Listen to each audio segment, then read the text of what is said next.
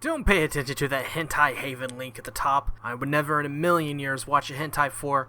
Oh shit!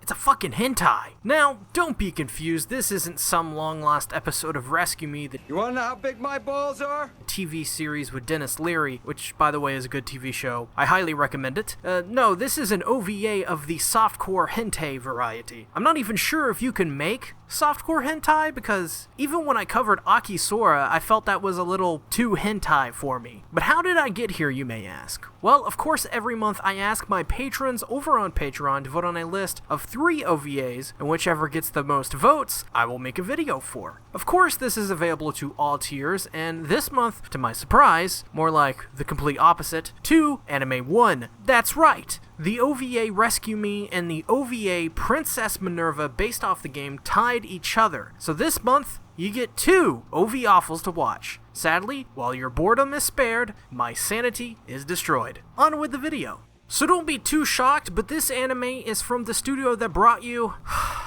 2016's Drifters, 3D Kanojo Girl, and wait for it, Aki fucking Sora. That's right, Hood's Entertainment has gotten me to cover not only Drifters, but 2, let me repeat that, 2 of their shitty incest OVA. Also, they were the studio behind Marchin Madchin, which honestly no one really deserved to be a part of, not even Hoods, and was sadly, do I say sadly? Maybe not sadly, but was ruined by a bunch of suits. This 2013 OVA is directed by, wait, hold on a moment. It's directed by 2 people? Do you really need 2 people directing this OVA, which is like 25 minutes long? And have you guys noticed that I've said 2 a lot this episode? I guess this is the month of 2s, so hit that like button 2 times for that. Oh wait, don't do it, that'll just remove the like. The anime opens with a clever reminder that you're watching the worst anime ever written when we see the single worst piece of dialogue I have witnessed in my whole life. そういや正幸、お前今日から一人暮らしなんだろ？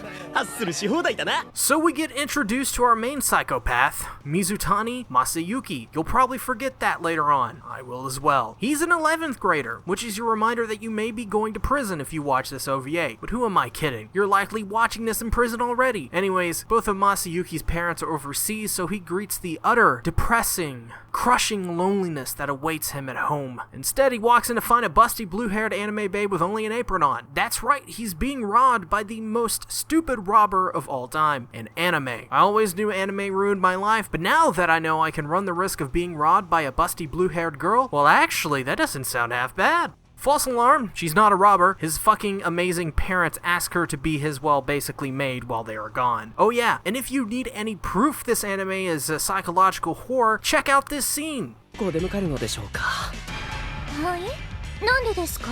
That's right, she responds, and the screen has a red tint while doing so. I don't know what your guys' definition of bad omens are, but this is, well, and no pun intended, the code red of bad omens. So we're introduced to Sayaka Shimizu, who, as was established, is a student at the same high school Masayuki goes to, and to be honest, she's probably the dumbest character in this series. No, really. One of the first things she says is that she had to be at the ready to satisfy every hormonal teenage boy, and to do that, she read everything she needed to know in a book. Yeah.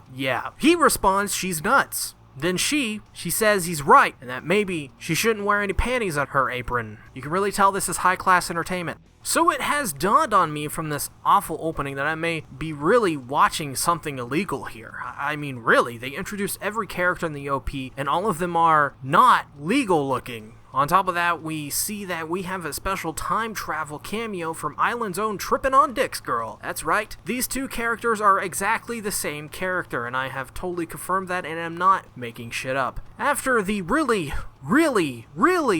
long opening I skipped, we see Mommy Issues is at school with his friends. Then we see the functioning basket case arrive to bring him a bento lunch, and afterwards they're out in the hallways talking. He tells her that, rightfully so, she needs to stop this as the people at school will figure out they live together. Which honestly, now that I think about it, what can you really judge an issue in this anime when the first 5 minutes was written by a person who possibly has a skewed view of relationships and sexuality? Now that I think about it, I fucking hate this anime. Oh wait, I already knew that. So his friend hears literally all of this. Like, all of it. He's fucked. So he asks why they're so chummy, and then thinks up a whole bunch of situations, lewd situations, and honestly the expressions he makes while saying them are a little creepy, like super creepy. But she says they did nothing like that, and it's untrue, but it turns out it was true. So once again I am left confused by the writing of this dumbass anime, but it only gets better, or worse, and our MC asks her if she wants it in the front or back. High class entertainment. I'm seriously not sure about this anime.